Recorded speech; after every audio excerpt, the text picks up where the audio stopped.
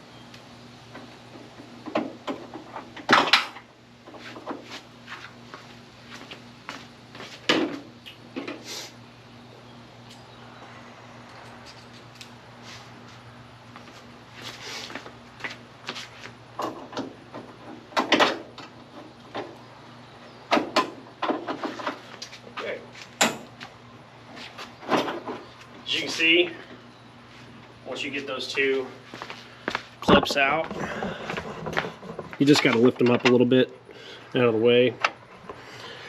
You just start pulling the headlight out, and once you get the headlight out, kind of out the way, you can disconnect the connector for the headlight itself, which you could do it before you pull the headlight bulbs, but it's just easier for, I found, to do it this way.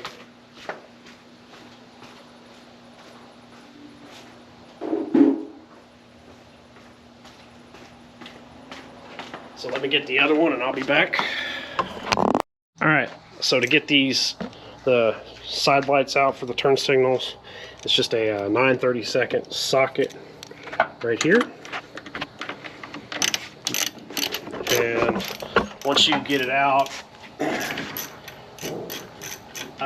you could try to disconnect the connector, or what I'm going to do is just pop the, well, on the driver's side it was easier to pop the, just pop the bulb assembly out. But this one, I'm just going to disconnect it. As you can see, one tang's already broke. That's why I was going to say disconnect the bulb first, but anyway, I'll be right back. Okay, now that's it. The head, both sets of headlights are out. Next is to get the grill itself off.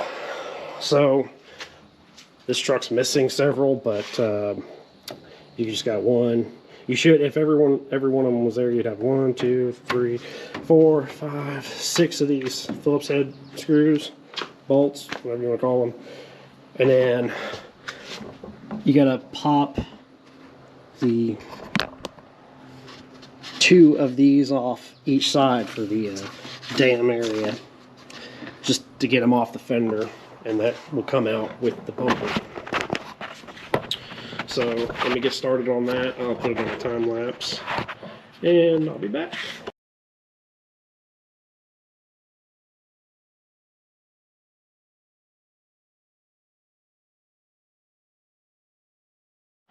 Okay, so full transparency, that did not work. So these, you just can't get these out enough. The dam is just too tall, or it's too deep down in. Thought I'd be able to wiggle it out, but it just doesn't want to come out. So I'll just have to go ahead and pull the bumper off, which is going to involve quite a few things. Let me get my creeper and I'll show y'all.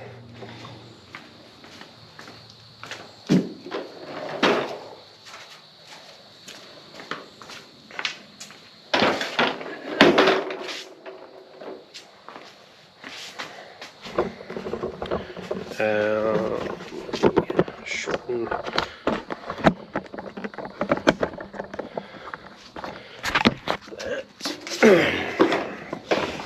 So I can do part of it while y'all watch.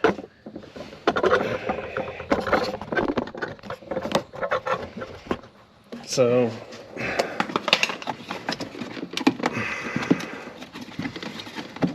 maybe I can. It's a little tight under here without raising the truck up. Yeah, okay. I'm gonna have to raise the truck up first. So let me get on that and I'll be back. Okay, so back to what I was saying. Now normally truck, they have the under splash guard, or that deflects air. This truck, someone took it off, but that doesn't really matter at this point. So as you can see, I think you can see, yeah, that's for the fog lights. Get it popped out.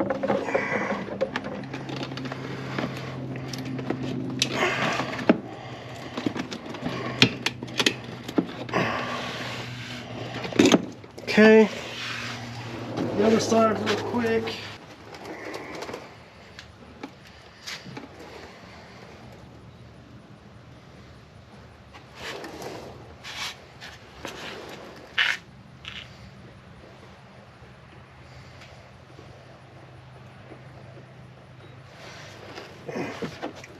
Sorry, that's in my. So, in order to take all this off, all you gotta do, I'm gonna go ahead and pop these off, get those out the way. So there's little clips there. Okay, now, because I gotta take the bumper off, it's not hard. There's 2 bolts, 2 nuts right there you have to run out. But I gotta disconnect and drain the intercooler system first. So I'm gonna put it on a time lapse while I do that.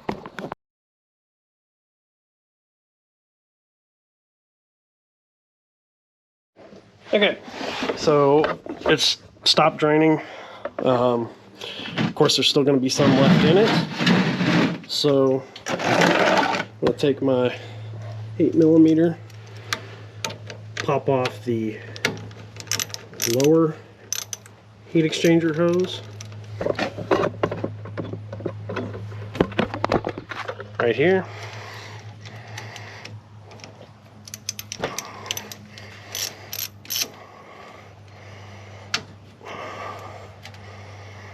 And there ain't no telling how long this has been on here, but hoses that have been on for a long time, especially dealing with hot stuff, generally, or fight check a good bit.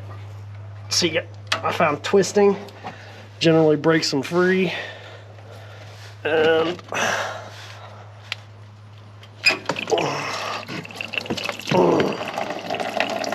course it's going to spew quite a bit more.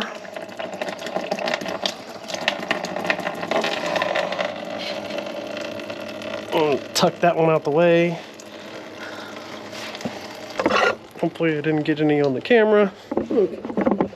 Now, as I said, there's 4 nuts holding the bumper itself on.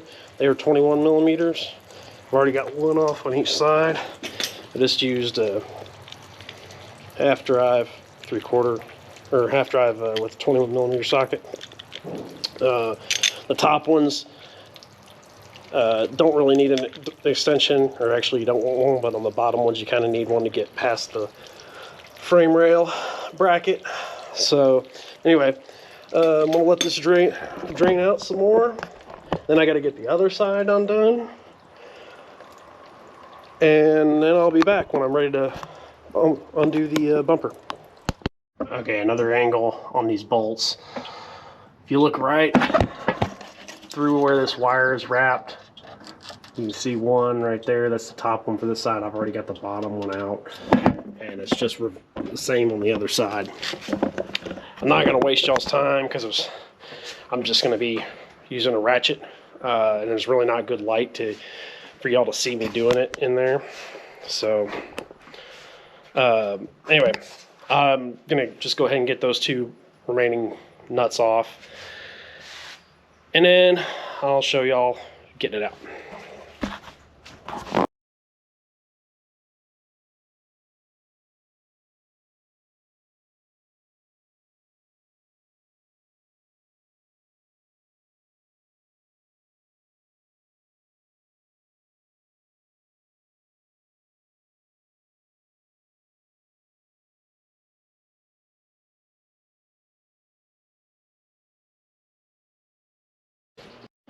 Okay, I think actually what was holding me up, and you can see the baby transmission cooler that we got from the factory. What was actually holding up the progress is these clips right here on the back. I didn't see them. Maybe if I had seen them, I would have been able to, if the air deflectors hadn't been in the way, I probably could have unclipped these and just pulled the grill out itself. But that's all right. This gives me more room to work. So I'm gonna get some pliers. Coming from the bottom. I'm just gonna squeeze these, or attempt to.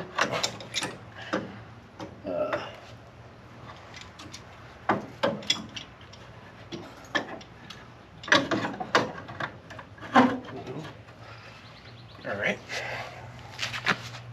Another method. Just push up on the bottom with the screwdriver.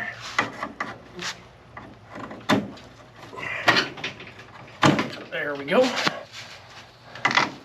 That's one. That's 2. And the grill is free.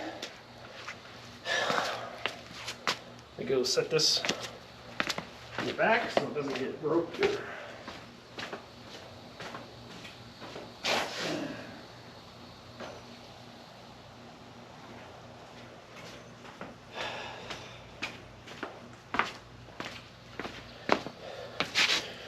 And pretty much there you have it. I'll end up, getting this air dam out the way, but that's just popping these little more pop rivets out and just to make room. But as you can see, front end's completely tore apart, and I've only been working on it for about 45 minutes. So it's not too bad. Helps if you've got plenty of jugs to catch coolant and all that stuff. But anyway, that'll probably be a wrap for this episode because it's hot. I need to go in and get some more water. When I say it's hot, it's like 105, 110 heat index. And I don't have fans or anything in the shop yet, so I'm hurting. But regardless, I'll probably break this video up. My camera's almost out of juice anyway. And in the next portion, I'll probably go over dropping the pan, doing that part of it as a separate video. Then we'll move on to installing the transcooler and all that stuff. So until next time, I'll be back, y'all.